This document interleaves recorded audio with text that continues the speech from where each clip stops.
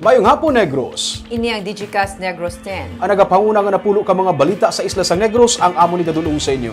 Updin ninyo kami via Facebook, YouTube, kag sa among website www.digicastnegros.com. Kag sa naman kayo malantaw sa Kika Channel 11 sa Kabangkalan City, Himamaylan City, kag Banwas ang Ilog.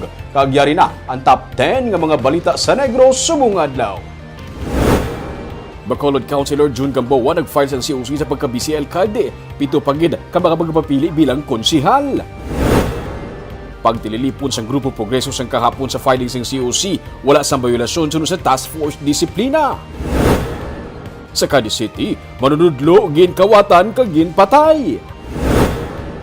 Taga-barangay Mansilingan sa Bacolod, nag-file sang COC sa pagkakongresista sang syudad. Kag sa Good Vibes, manugbaligya sa food stall, nakapulot siyang kahita sa bus kami unod ka 30,000 pesos, iyagin balik sa tag-iya. Inatanan sa Digicast Negros X.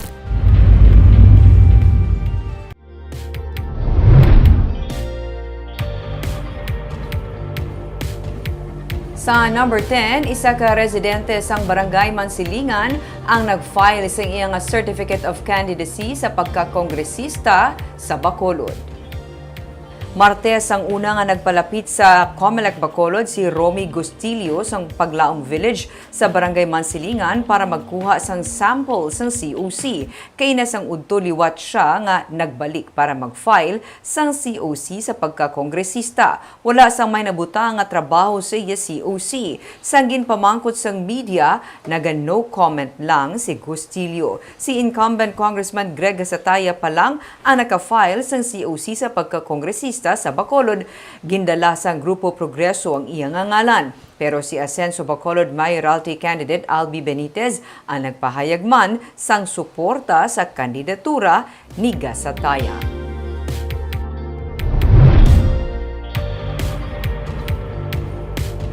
Sa number 9, 5th District Board Member Rita Catuslao ang nag-file na sa iyang COC sininga hapon para sa iyang re-election. Siya katapos ang United Negros Alliance sa Unega.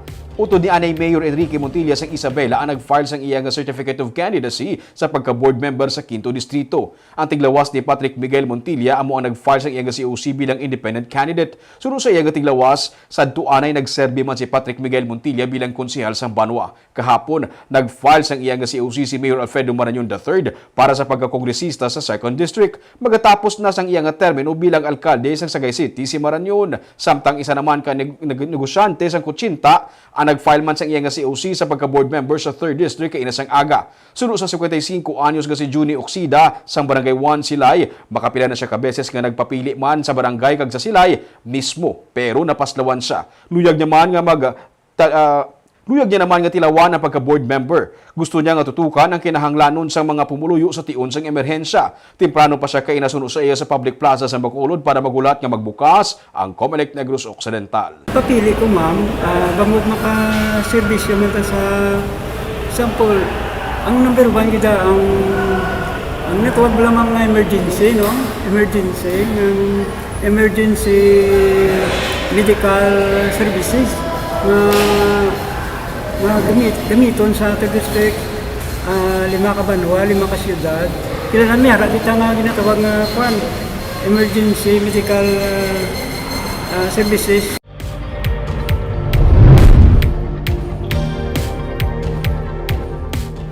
Sa number 8, tatlo ang pilason sa pagbungguanay sang duha ka salakyan. Wasak ang mga panguna sang duha ka mga salakyan matapos magbungguanay ini sa Bacolod Silay Access Road sa bahin sa Barangay Efehenio Lizares sa Talisay City sang kahapon. Tatlo ang pilason lakip na ang duha ka driver. Sa investigasyon sa Talisay PNP, pareho nagadalagan sa opposite lane ang Subaru Forester kag Isuzu MUX sang hinali na lang mang-agaw sang lane ang MUX nga ginamaneho ni Marvin Gabales. Sunod sa pulis, ginaalegar ni Gabales nga nagpilit ang iya sini nga preno amo kun nga naglapaw siya sa pihak nga lane nga nagresulta sang pagbungguanay sang duha ka salakyan. Pilason sa pagbunggo si Gabales pati na ang driver man sang Forester nga si Chase C kag iya upod nga si Sheena Dioneo. Sila ang ginabulong karon sa ospital. Sa number 7,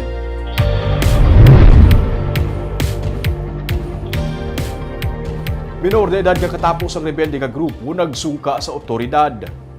Nagsurrender sa otoridad sa Lunes ang 15 anyos nga lalaki nga miyembro sa Nubipus Army. Siya ang ginaligar kabahin pa sa grupo nga nakaengkwentro sang army sa barangay Karabalan sa Himamaylan. Si alias RR ang ginupdan sa niya Iloy sa pagsurrender. Ang sunod sa army kabahin sang SDG Platoon Central Negros 2 sang NPA. Kag isa ini sa napulo ka mga minor de edad nga ginrecruit nga mag-upod sa hublag. Siya ang gin-turn over naman sa City Social Welfare and Development Office.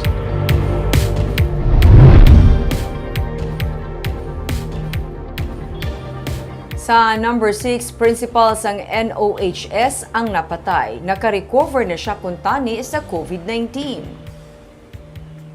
Sa edad nga 59, nagtaliwan ang principal sa Negros Occidental High School nga si Mario Amaca. Ini ang ginkumpirma ni NOHS Assistant Principal Lienmar Melchor. Dugang pa niya, nalatnan sang COVID-19 si Amaca kag gin-confine sa Cadiz City District Hospital kag sang ulihi ginsaylo sa Riverside Medical Center sa Bacolod sang naglala na ang iyang nga kondisyon. Gin-ICU siya kag nasaylo na sa regular room pero may kabudlayan pa sa pagginhawa bisan pa naka-recover na sa COVID-19. Liwat ini nga ginbalik sa ICU kag kahapon 4:00 sang hapon napatay si Amaca.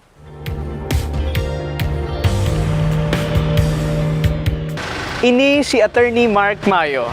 On behalf ni Mr. Ian Los ng Grace Pharmacy, gina-congratulate gid naton ang Digicast Negros for celebrating its first year anniversary. Kag timing man nga ang aton Grace Pharmacy is also celebrating its 50th anniversary. Sa liwat, gina-congratulate gid naton ang Digicast Negros kag ginapasalamatan sa ila serbisyo nga ginahatag paagi sa pagdulong sang madasig, masaligan kag intsakto nga impormasyon, especially nga ari kita subong sa tunga sang pandemya.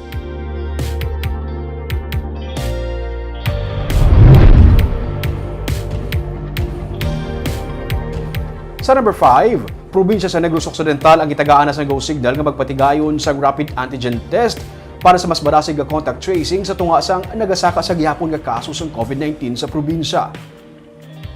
Inisulod sa kay Provincial Consultant Alde Benitez nga nagsiling nga iyan na sa Guilanon si DILG Secretary Eduardo Anyo Miyerkules ang gabi. Nagpakig-angot si Benitez kay Anyo kasunod siyang pagpahibalo ni Regional Director Juan Jovian Ingeniero nga ang proposal sa probinsya sa pagpatigayon sa rapid antigen test ang iga-refer sa Department of Health kag Health Technology Assessment Council para sa pagtuon kag approval. Target sa probinsya sunod sa kay Benitez nga magpatuman sang testing sa weekend. May 4,214 ka mga active cases ang Negros Occidental sa pinakaulihing report sa Provincial Incident Management Team. Nagpagwa ang probinsya sang guidelines para sa rollout ng rapid antigen testing kits para sa expanded contact tracing. Ang Nacarlota, Talisay, Pulupandan, Binalbagan, Tuboso, San Enrique, Don Salvador Benedicto, Himamaylan, Kabangkalan kag Silay ang una nga paidalom sa among rollout.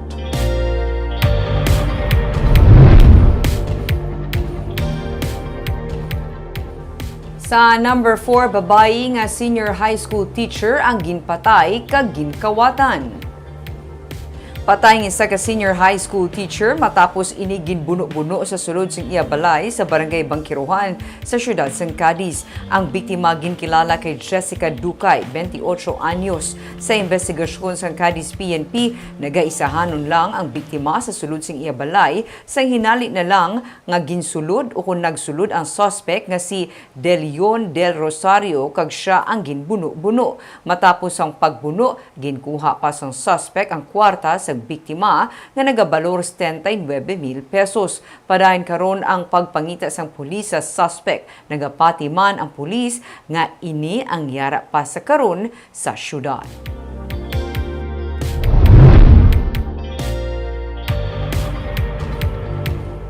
Sa number 3, pamuno sa Task Force Disiplina nagapanindugan nga wala sa maging supak nga minimum health protocol sa filing sang Certificate of Candidacy sa Grupo Progreso sa Comelec Bacolod sang kahapon.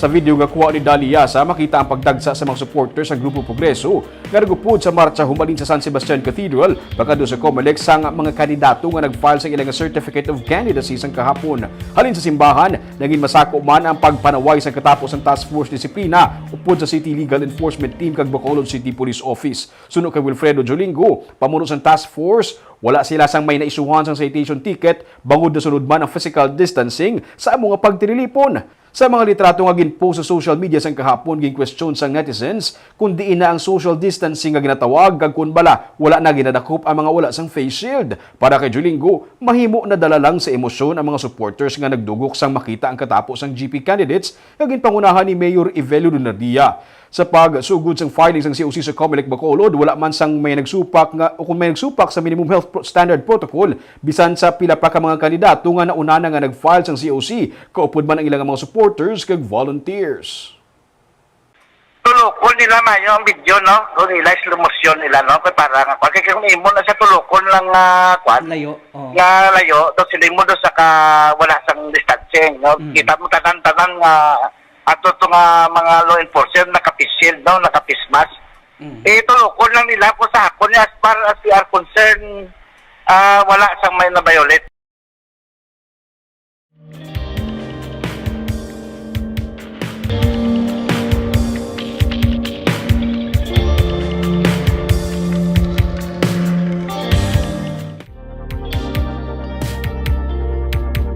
Sa number 2,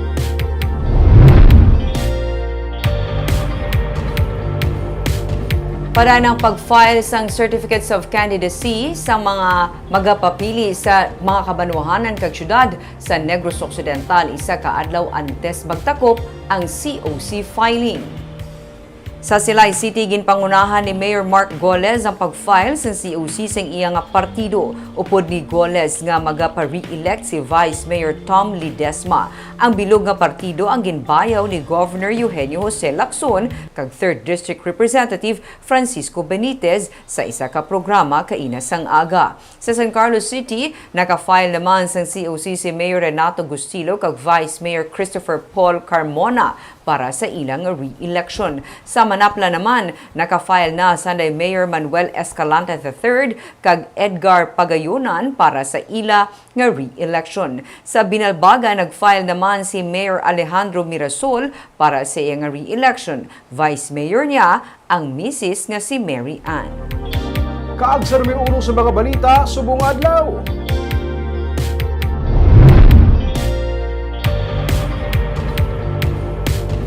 Alyansa sa mga independent candidates nga ginapangunahan ni Councilor Wilson June Gamboa Jr. ang nagapati nga sila ang mga alternatibo nga kandidato nga magadala sang pagbago sa syudad sa Bacolod. Sila ang nag-file sa ilang COC sang kaina. May report si Nico Delfin. Blue ang color sang Alliance of Independent Candidates nga ginapangunahan ni Councilor Wilson Gamboa Jr. nga nag-file sa iya Certificate of Candidacy para sa pagka-Vice Mayor sa Bacolod. Kaupod niya nga nag-file man sang COC ang mga negosyante nga magapapili man nga independent sa pagkakonsehal sang syudad nga Sanday Lorenzo Ruben Contreras, Christian Weber, Jeffy Hawud kag Rico Villafuerte. Mangin kaupod man nila sa alyansa si Attorney Eduardo Padayos, ang anay siman nga si Alan Arroyo kag si Attorney Cesar Viloria nga anay pamuno sang City Legal Enforcement Team sang syudad. Ginsiling sa mga kandidato nga sila ang alternatibo nga mga kandidato nga sarang makadala sang pagbago sa panghimanwa sa tuyo nga malampuwasan man sang pumuluyo ang epekto sang pandemic. Sila man ang nauna nga mga kandidato nga amo lang ang nakapirma sa Integrity Pledge sang COMELEC para sa natalanan nga 2022 national kag local elections. The offer continues as of yesterday, as of this morning. In fact, even when I was at the COMELEC area, kay tungod nga they are looking for an alternative candidate. Kung tugid, kay kung tulukon mo, ang piya to, sining kagani, di sila mga pricing, putian, Grupo Progreso, kag pulahan, Grupo Progreso. People are desperate now looking for the right leader that can provide them the real hope and change. So we have so many things that we can actually adapt, that we can bring it, in Bacolod. Kami nga mga bago nga wala man sa, probably we can help and we can do something. And probably, yes, we are the change that we are talking about. Si Gamboa ang magapapili sa pagka-BC Alkalde batok sa incumbent Bacolod Vice Mayor Alcide Familiaran sang Grupo Progreso kag anay konsehal Attorney Cesar Distrito sang Asenso Bacolod. I will support Albi Benitez. But with the current members that he has now in the party, siling ko, I begin to question already. Ako na sila yung tabla-putian, Grupo Progreso. The majority of the members there are members of the Grupo Progreso. Nag-aisahan nun ako sa konseho. I am the only one there. Because to as early as last year, December, pabalo na ini sila nga masaylo sila. But sili ko sila, I challenge them to as early as now, show yourself. We still have how many months sili ko remaining before the filing. Pagkablo ko mo kung sabat nila sa amon. Maningya, di kami anaya. Ginakabig bilang nagaisahanon nga katapos ang oposisyon si Gamboa sa konseho sang syudad. Pero upod sa mga independent candidates nagapati sila nga sa tion sang pinili ay hindi sila magaisahanon bangod mangin kaupod nila ang pumuluyo nga magadepende man sa pagbago nga ila pagadalon kun sila ang mangin madinalagon. Nico Delfin para sa Digicast Negros. Kag sa Good Vibes, nagaobra sa food stall, nag-uli sang kahita nga nagaunod sang 30,000 pesos nga cash nga iya napulot sa bus. May report si Nico Delfin. Sakay sa bus papauli sa Talisay si Melody Nosostros sang makita ng isa ka wallet sa idalom sang pulungkuan. Nakita ni Melody nga may kwarta sa wallet, mga credit card kagiban pa nga ID. Gani sa iya pag-abot sa ila puluyan, gilayon niya ginpangitaan sang paagi, agod malabot ang tag-iya sang kahita. Pagkasunod nga adlaw, tuman ang kalipay sang tag-iya nga nabalik sa iyang wallet nga may unod nga masobra sa 30,000 pesos. Labi man ang iya pagpasalamat kag pagdayaw sa katampad ni Melody. May reward siya nga ginhatag kay Melody nga wala naman mag-una sa kalipay nga iya napalabot. Wala man siya nga ibalik ang nakitaan nga wallet.